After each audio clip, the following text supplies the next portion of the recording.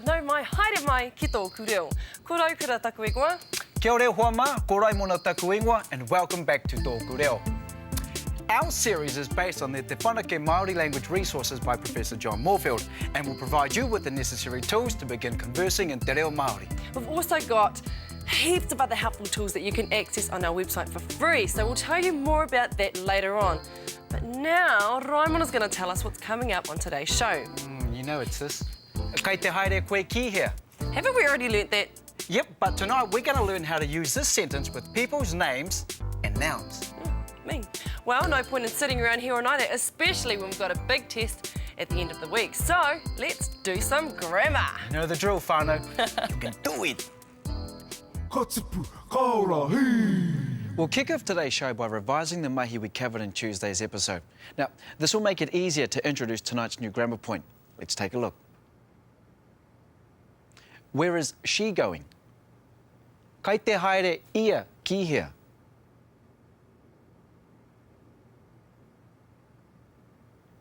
You and I are going to Tauranga. Kai te haere tāua ki Tauranga.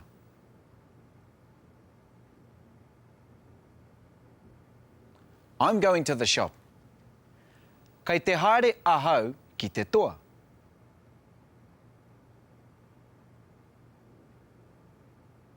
Where are those two going? Kai te haere rāua ki here.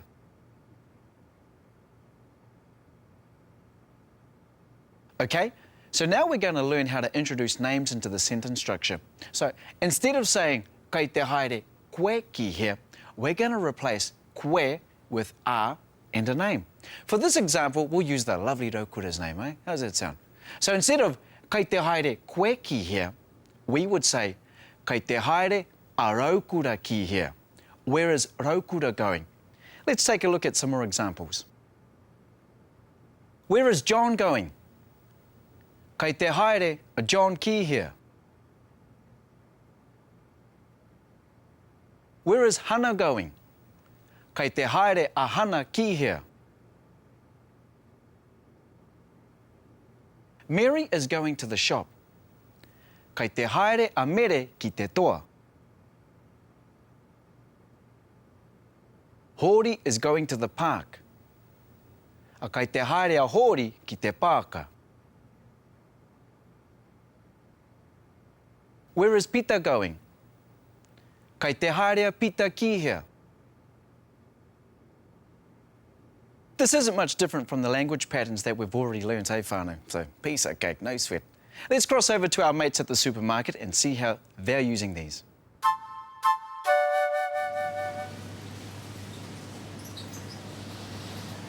Okay, you get the eggs and I'll get the washing powder. Sweet, there's some other stuff I need to get down here too. Kei te haere a Jake here. Just gotta get the washing powder. I thought you fellas were gone. Kei te haere a hinewai ki te motoka. I left my wallet in there. Clever, all right? Katipu, kaora, hee! This time we'll take a look at just using nouns. When using these, they're often preceded by words like taku. For example, if you were to ask, where is my girlfriend going, you would say, kai te haere taku hoa wahine ki here. Let's take a look at some more examples. Where is the dog going? Kai te haere te kuri ki here. Where are the children going? Kai te haere ngā tamariki ki here. My friend is going to Taupo. Kai te haere taku hoa ki Taupo. His mum is going to the shop. Kai te haere tana mama ki te toa. Where is the old lady going? Kai te haere te kuia ki here. Where are the fish going? Kai te haere ngā ika ki here. You might have noticed that we slipped in the words te and ngā. They both mean the. Te means the, singular, and ngā means the, plural. Te kuri, ngā kuri. We'll head back to our mates at the supermarket and see if they've finished their shopping yet. Finally. Did we get everything? Reckon? It's a wonder we got our shopping done with all the people we bumped into today. Check Nan out. Eh, kei te haere te kuia ki here. Looks like she's going for the front. Oh, now we'll never get our shopping done. Ka tipu, ka ora, hei. Okay, so let's quickly recap the mahi we've learned tonight. We started by replacing koe with the word a and a name. Kei te haere a raukura ki here. Kei te haere te kuri ki here. Let's have another glance at both sets of examples. Where is John going? Kei te haere a John ki here. Where is Hana going? Kei te haere a Hana ki here. Where are the children going? Kei te haere ngā tamariki ki here.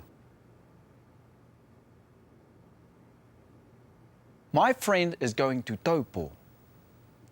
Kei te haere taku hoa ki Taupo. That's all the grammar we have for today. We'll be having another look at these on tomorrow's revision episode if you want a bit more practice. But after the break, Raukura will be here with our top 10 kupu. But for now, let's hear some dialect. See you after the break.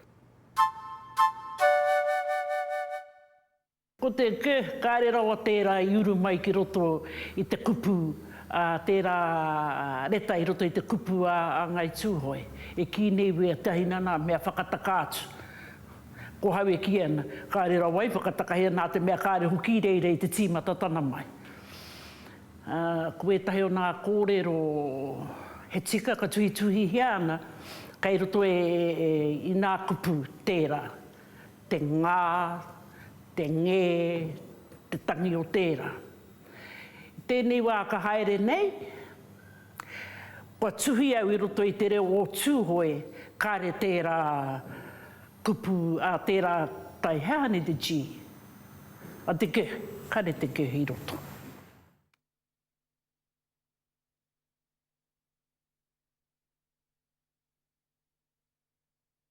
Ka tipu, ka ora, hei.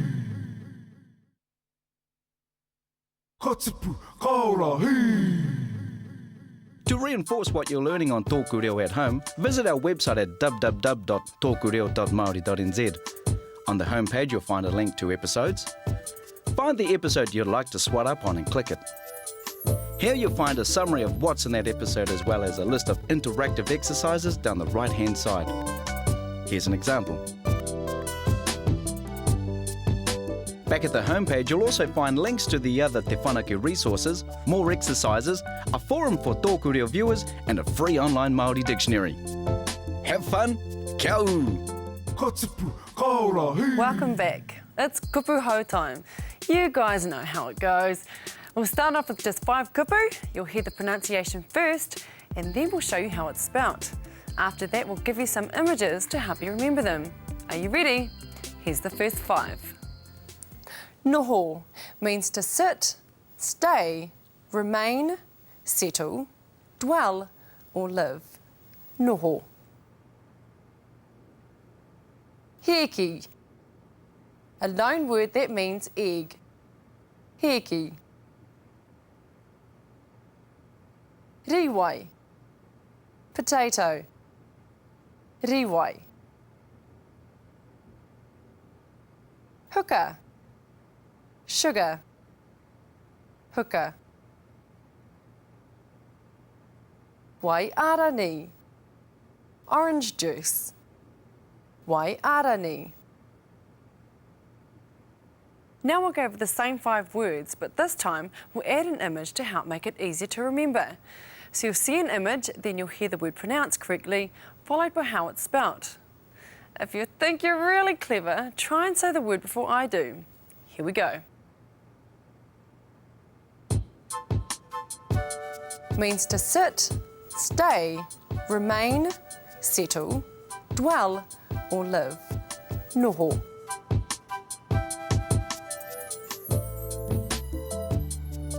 Heki. A loan word that means egg. Heki.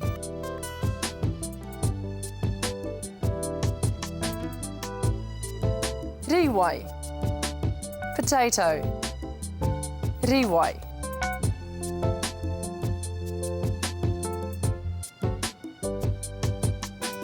Hooker. Sugar. Hooker.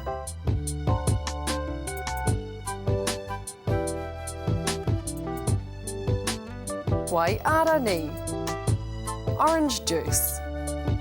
Waiarani. Ka tipu, ka ora, hei. Good one. We've got another 5 kupu for you now. Just like before, you'll hear the correct pronunciation and then you'll see how it's spelt. TŌKU MΑORI. 16. TŌKU MAORI. TŌKU MAWhetū. 17. TŌKU MAWhetū. TŌKU MAWaru. 18. TŌKU MAWaru. TŌKU MAiwa. 19. TŌKU MAiwa. Rua TŌKU. 20. Rua TŌKU. Now we'll add an image, followed by the correct pronunciation, and finally, how it's spelt. Check this out. TŌKU MAORI. 16. TŌKU MAORI.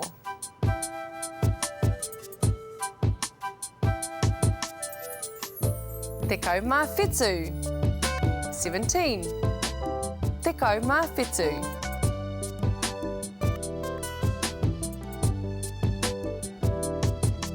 TŌKU MAWaru. 18.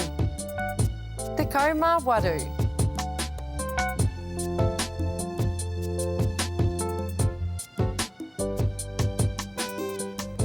TŌKU MAiwa. 19. TŌKU MAiwa.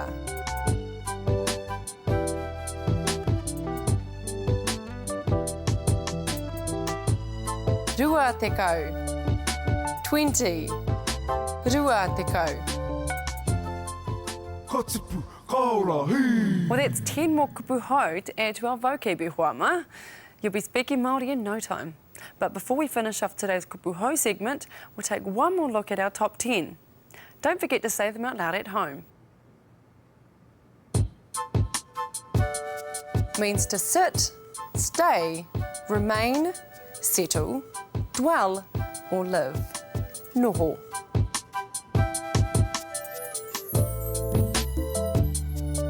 Heki.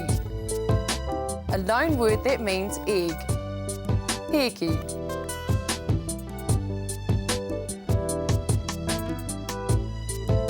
Riwai. Potato. Riwai.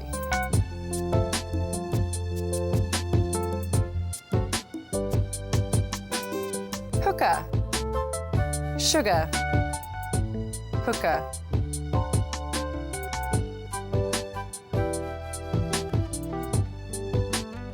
Waiarani. Orange juice.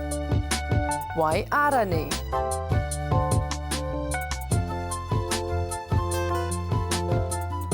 TŌKU MAORI. 16. TŌKU MAORI.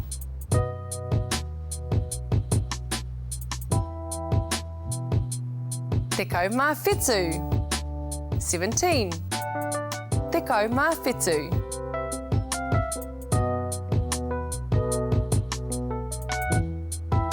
TŌKU MAWaru.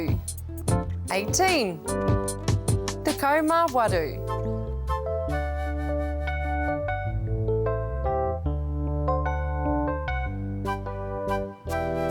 TŌKU MAiwa. 19. TŌKU MAiwa.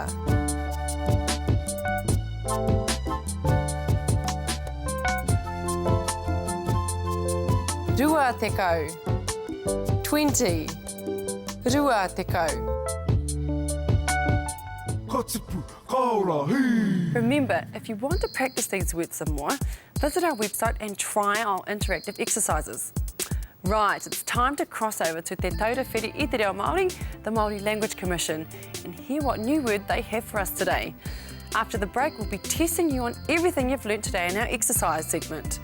We'll also show you how to get a hold of your iPod lessons, so see you soon.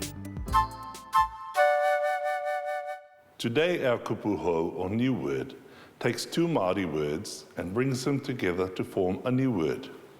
We often need to do this to ensure the essence of the Pākehā word is sufficiently captured in Māori.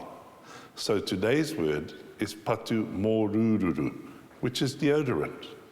Patu meaning to strike, and mōrururu meaning the odour of human sweat. Hence, patu mōrururu, deodorant.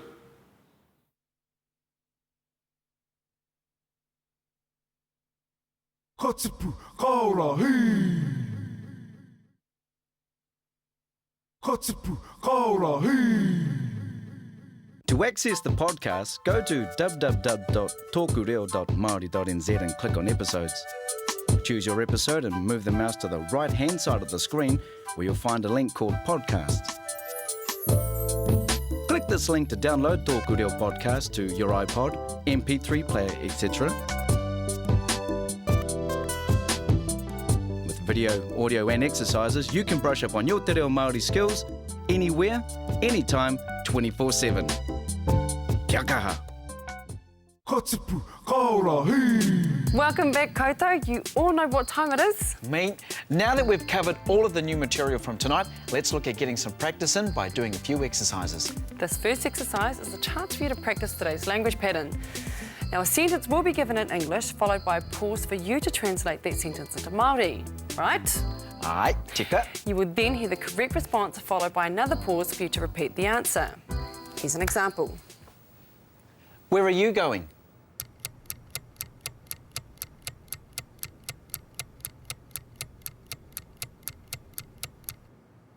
You would say, kei te haere koe ki hea.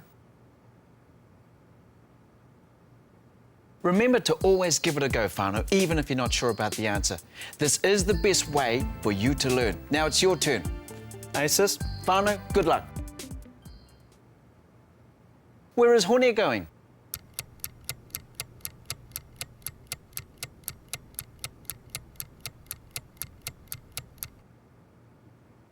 Kei te haere a hone ki hea.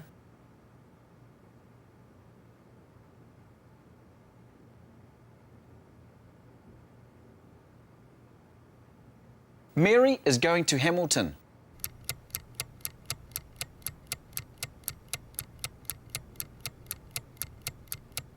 Kei te haere a mere ki kirikiri roa.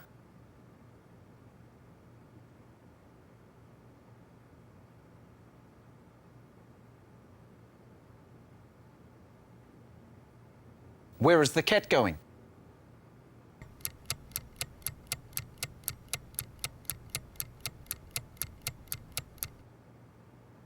Kei te haere te ngeru ki hea.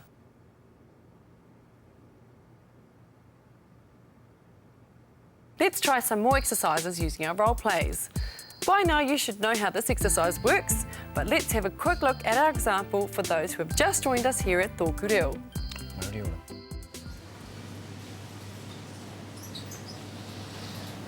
Okay, you get the eggs and I'll get the washing powder. Sweet, there's some other stuff I need to get down here too.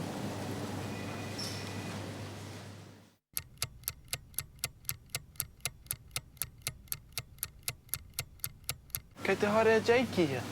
Just gotta get the washing powder. Remember to try and beat the clock. If you are watching with family or friends, keep a tally of who can say their answer the fastest. I thought you fellas were gone.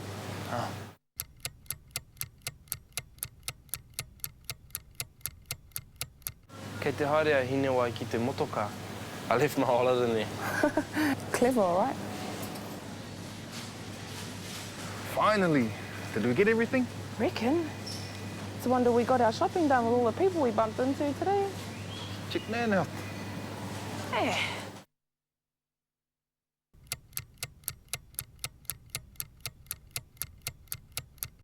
Kei te haere te kuia ki here. Looks like she's going for the front. Oh, now we'll never get our shopping done. Now let's take a look at a game that you can play to help with learning all the kupu hou. In this exercise, a word will appear on the screen all jumbled up. The aim of this exercise is to guess what the word is before the time runs out and the correct word appears, followed by how it is pronounced. We'll even throw in an image for you guys as a clue, just in case you're struggling, huh? Here's an example.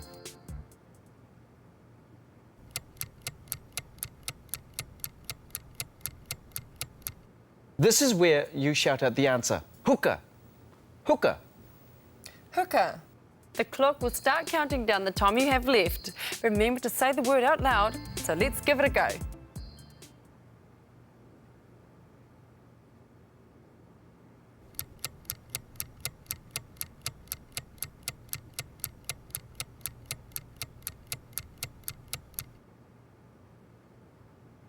Noho.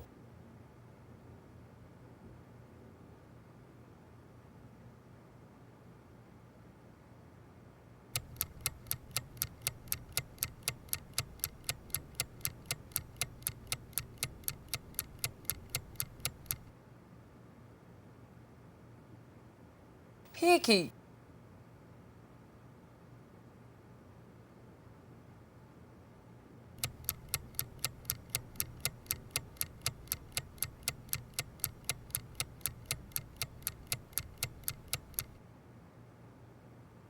TŌKU mawhitu.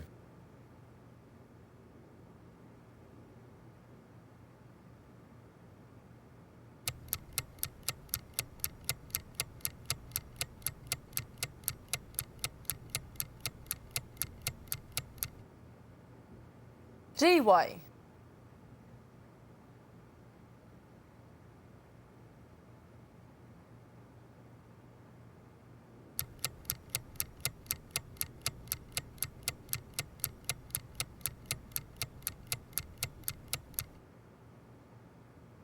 Waiarani. Choice one. Mean or right, you guys deserve a rest after all that hard work. Hard out. It's time to hear this week's learning tip from who, sis? Professor John Moorfield. You know it. Tēnā nō rā koutou katoa. There are great benefits to be gained from reading as much Māori as possible. To become a good reader of Māori, you will need to develop ways of tackling new text in the language. This includes speeding up your reading. Slow reading can mean you will have difficulty understanding a text as a whole. The following procedure should be used. Firstly, before reading the text, try to predict what it is about using any clues such as illustrations, charts, maps, layout, typeface, and the title of the text. What sort of text is it? For example, is it a letter, story, newspaper article, report, etc.? What do you know about the subject of the text? Next, skim the passage for general understanding and to check whether your prediction was right. Then, make further predictions about the text. Finally, do a second or third reading for more detail. Kotupu, kaora, hee! That's all the mahi we have for you guys today.